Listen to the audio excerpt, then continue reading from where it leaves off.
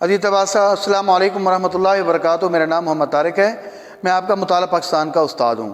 عزیز طلبہ، آج ہم نے چیپٹر نمبر 2 اور پاک اسٹڈی کا چیپٹر نمبر 2 شملہ وفد سے سٹارٹ کرنا ہے، پیج نمبر 21 سے۔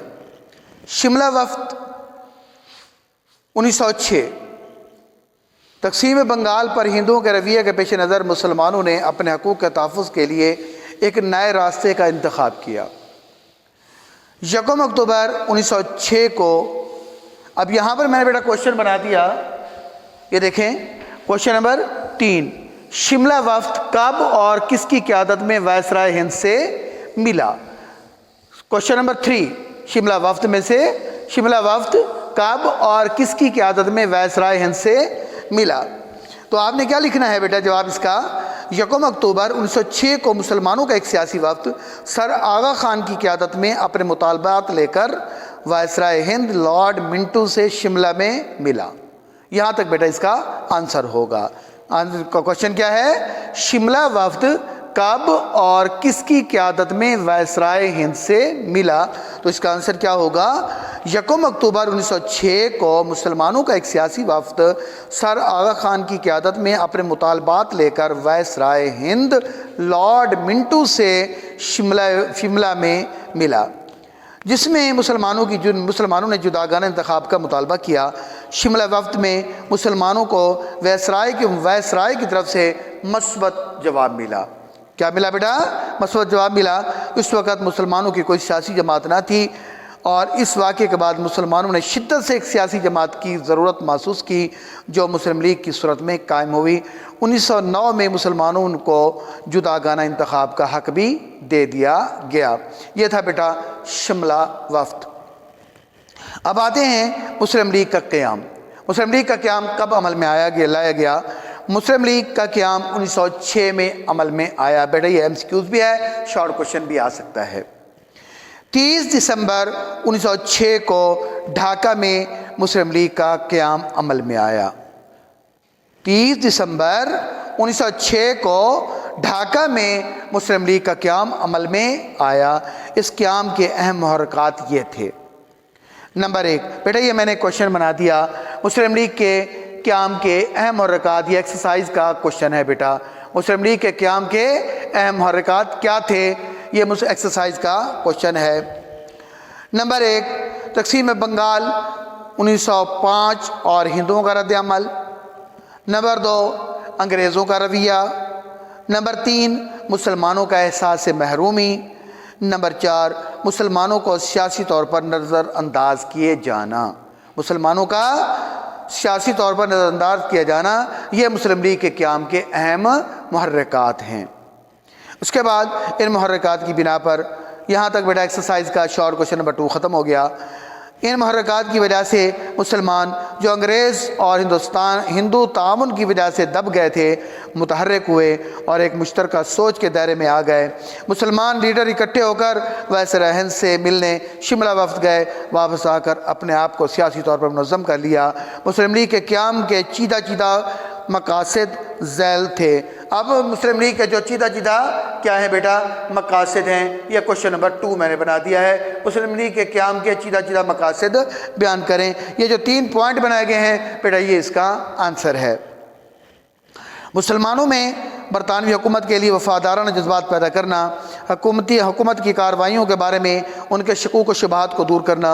نمبر 2 مسلمانوں کے سیاسی حقوق کی حفاظت کرنا اور ان کے مطالبات کو حکومت کے سامنے پیش کرنا۔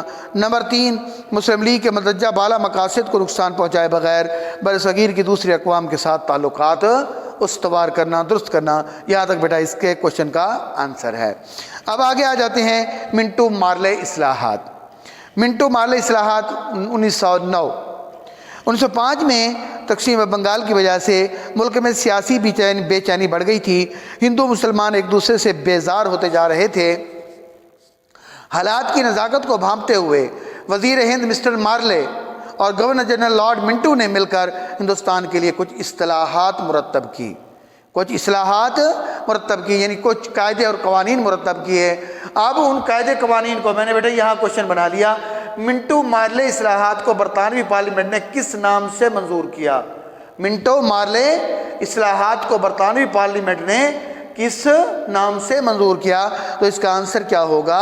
برطانوی پارلیمنٹ نے ان اصلاحات کے بل کو انڈین کونسلز ایکٹ 1909 کے نام سے پاس کیا۔ یہ اس کا بیٹا آنسر ہے۔ عام طور پر ان اصلاحات کو منٹو مارلے اصلاحات کے نام سے یاد کیا جاتا ہے۔ ان اصلاحات کے تحت مرکزی اور صوبائی قانون ساز کونسلوں میں توسیع کر دی گئی اور ان کے ارکان کی تعداد میں اضافہ کیا گیا۔ جداگانہ انتخاب کا طریقہ رائج کرنے کی منظوری بھی دے دی گئی۔ مسلم لیگ نے جداگانہ طریقہ انتخاب کے نفاذ کا خیر مقدم کیا اور اپنی کامیابی قرار دیا۔